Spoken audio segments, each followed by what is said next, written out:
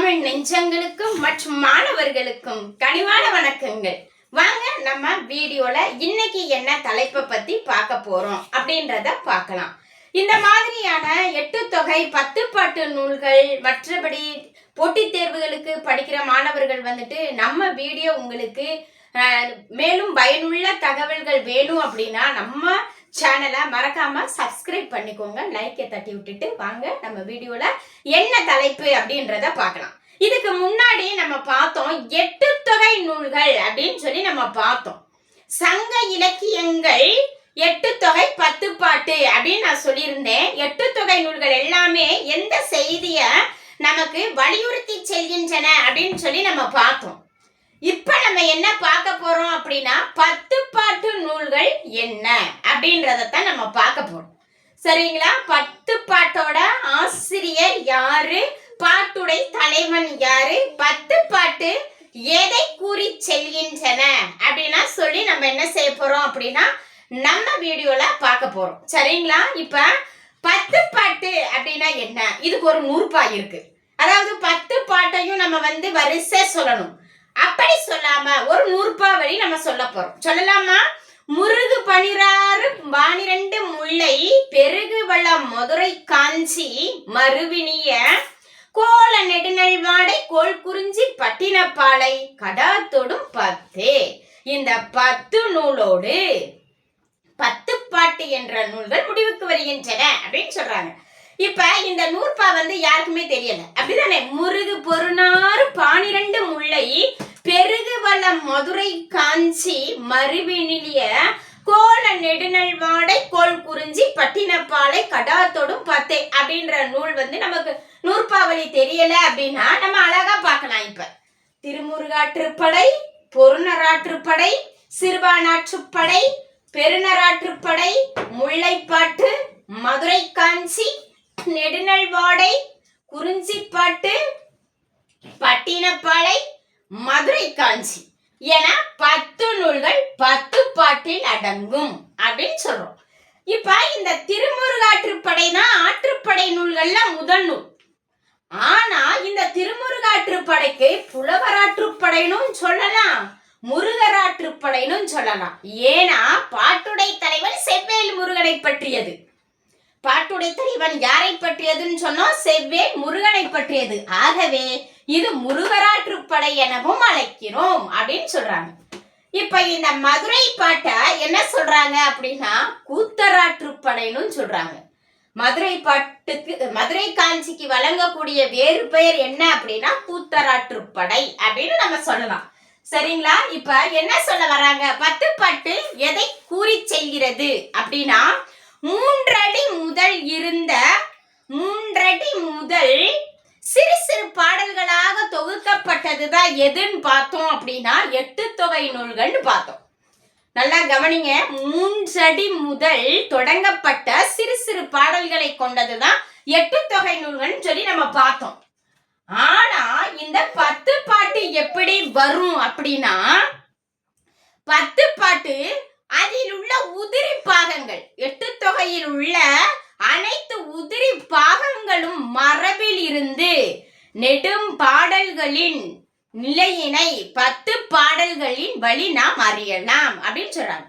இப்ப 103 முதல் 183 அடி வரை கொண்டதுதான் இந்த 10 பாட்டு அப்படின்னு சொல்றோம். 103 முதல் 183 அடி வரை கொண்டது முல்லைப்பாட்டெல்லாம் பாத்தீங்கன்னா. ஆகவே அதுதான் 10 பாட்டு அப்படின்னு சொல்லி நம்ம ஒரு வரையறைக்குள்ள வர்றோம். சரிங்களா? அடுத்து நம்ம பார்க்க போறது கவனிங்க.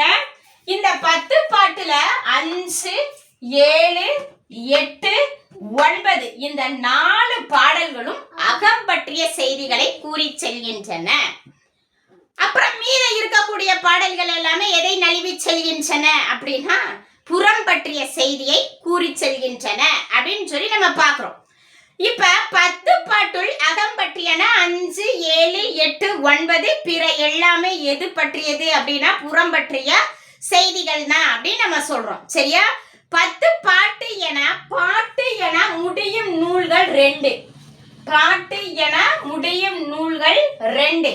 1 முல்லைப்பாட்டும் 2 குறிஞ்சி பாட்டும். முல்லைப்பாட்டும் 2 குறிஞ்சிப்பாட்டும். சரியா? அடுத்து இந்த குறிஞ்சிப்பாட்டு எதற்கு எழுதப்பட்டது அப்படின்றது நம்மளுக்கு தெரியும். குறிஞ்சிப்பாட்டு எதற்காக எழுதப்பட்டது? ஆரிய அரசன் பிரகலாதனுக்கு தமிழை அறிவுறுத்துவதற்காக இந்த குறிஞ்சிப்பாட்டு கபிலரால் பாடப்பட்டது அப்படின்ற ஒரு அரியதொரு செய்தி 10 பாட்டில் இருக்கிறது. சரியா? ஆரிய அரசன் பிரகலாதனுக்கு தமிழை அறிவுறுத்துவதற்காக, கற்பிப்பதற்காக அல்ல, ஒழுக்கத்தை கற்பிப்பதற்காக எழுதப்பட்டது இந்த குறிஞ்சிப்பாட்டு.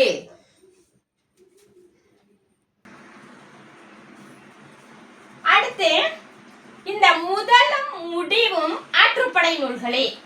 முதலும் முடிவும் ஆற்றுப்படை நூல்களே. திருமுருகாற்றுப்படை, கூத்தராற்றுப்படை. திருமுருகாற்றுப்படை, கூத்தராற்றுப்படை அப்படின்னு நம்ம சொல்றோம். சரியா? 10 பாட்டில் செம்பாதி நூல்கள் ஆற்றுப்படை நூல்களே. பாதி நூல்கள் ஆற்றுப்படை நூல்களை ஆட்சி வருகின்றன. ஆற்றுதல் அப்படின்னா முல்லைப்பாட்டோட நம்மளுக்கு தெரியும். இருத்தலும் இருத்தல் நிமித்தமும் அப்படின்னு சொல்லி நம்ம பார்த்தோம். ஆற்றி இருத்தல், காத்திருத்தல் அப்படின்ற ஒரு திணையில இது வரும் அப்படின்னு சொன்னோம். சரியா? செம்பாதி நூல்கள் ஆற்றுப்படை நூல்களே. அது மட்டும் இல்ல, 10 பாட்டில் இந்த 5 திணைகளையும் கொண்ட நூல்கள் இருக்கு. 10 பாட்டில் இந்த 5 திணைகளையும் உள்ளடக்கியது. அதாவது 5 திணைகளுக்கு நம்ம போன வீடியோலயே கருப்பொருள் பார்த்தோம். என்ன அப்படின்னா, குறிஞ்சி இருத்தலும் இருத்தல், முல்லை இருத்தலும் இருத்தல் நிமித்தமும் அப்படின்னு சொல்லி நம்ம பார்த்தோம். சரிங்களா? அப்ப இங்க பாருங்க, முல்லைப்பாட்டு முல்லை நிலம், முல்லைப்பாட்டு முல்லை நிலம்.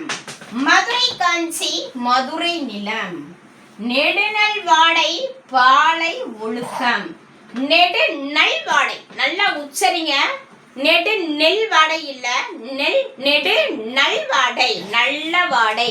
நீண்ட காலமாக தலைவிக்கு ஆட்சி இருக்கக்கூடிய ஒரு நல்ல வாடை நெடுநல் வாடை அப்படின்னு நம்ம சொல்றோம். சரியா? அடுத்து குறிஞ்சிப்பாட்டு குறிஞ்சி நிலம். பட்டினப்பாலை நெய்தல் நிலம், பாலை நிலம். பட்டினப்பாலை நெய்தல் நிலம், பாலை நிலம். சரியா? இது கூறக்கூடிய ஒரு செய்தி தான். 103 முதல் 182 அடி வரை கொண்டதுதான் மதுரை காஞ்சியோட உள்ளடக்கம் அப்படின்னு சொல்லி 10 பாட்டு நமக்கு நவள செய்கிறது அப்படின்னு சொல்லி நம்ம பார்த்தோம். சரி, இந்த 10 பாட்டின் ஆசிரியர் யாரு அப்படின்றத நம்ம பார்க்கலாம். சரியா? திருமுருகாற்றுப்படை ஆசிரியர் நக்கீரர். திருமுருகாற்றுப்படை ஆசிரியர் நக்கீரர். பொருணராற்றுப்படை முடத்தாம கண்ணியார். பொருணராற்றுப்படை முடத்தாம கண்ணியார். சிறுபானாற்றுப்படை நல்லூர் நத்தத்தனார். சிறுபானாற்றுப்படை நல்லூர் நத்தத்தனார். பெருநராற்றுப்படை கடியலூர் உருத்திரங்கண்ணனார். கடியலூர் உருத்திரங்கண்ணனார். முல்லைப்பாட்டு நப்பூதனார். மதுரை காஞ்சி மாங்குடி மருதனார். நெடுநல்வாடை நக்கீரர். குறிஞ்சிப்பாட்டு யார் பாடியது அப்படின்னா,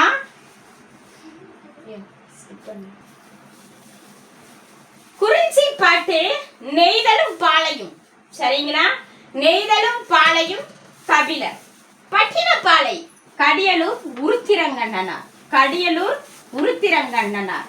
மதுரை காஞ்சி கூத்தராற்றுப்படை என அழைக்கப்படும் மதுரை காஞ்சி பெருங்குன்று கௌசிகனார்.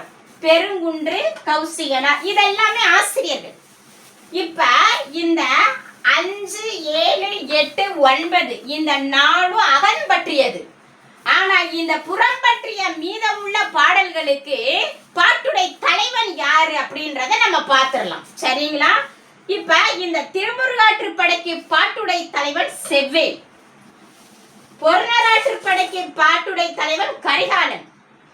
பொருணராற்றுப்படைக்கு பாட்டுடை தலைவன் கரிகாலன். சிறுபானாற்றுப்படைக்கு பாட்டுடை தலைவன் நல்லிய கோடன். சிறுபானாற்றுப்படைக்கு பாட்டுடை தலைவன் நல்லிய கோடன். சரிங்களா? பெரும்பானாற்றுப்படைக்கு பாட்டுடை தலைவன் இளந்திரையன். பெரும்பானாற்றுப்படைக்கு பாட்டுடை தலைவன் இளந்திரையன். மதுரை காஞ்சிக்கு பாட்டுடை தலைவன் நன்னன் செய் நன்னன். நன்னன் செய் நன்னன். இப்ப இந்த நெடுநல் வாடையும் திருமுருகாற்றுப்படையும் நக்கீரர் பாடிய பாடல். நல்ல ஞாபகத்துல வச்சுக்கோங்க. திருமுருகாற்றுப்படையும் நெடுநல் வாடையும் நக்கீரர் பாடிய பாடல்.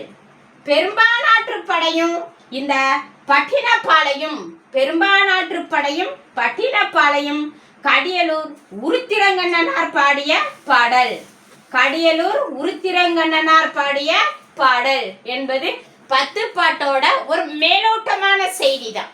இப்போ ஒவ்வொரு பாடலும் என்ன பண்ணுது அப்படின்றத வந்துட்டு நம்ம அடுத்தடுத்த வீடியோல வந்துட்டு பார்க்கலாம். நம்மளுடைய சேனலை மறக்காம சப்ஸ்கிரைப் பண்ணுங்க. இந்த வீடியோ உங்களுக்கு பயனுள்ளதா அமைஞ்சிருந்துச்சு அப்படின்னா உங்களுடைய கையிலேயே பல தகவல்கள் வரணும் அப்படின்னு நினைச்சீங்கன்னா கண்டிப்பா நம்மளோட சேனலை சப்ஸ்கிரைப் பண்ணுங்க, லைக் பண்ணுங்க, ஷேர் பண்ணுங்க, கமெண்ட் பண்ணுங்க. நன்றி, வணக்கம்.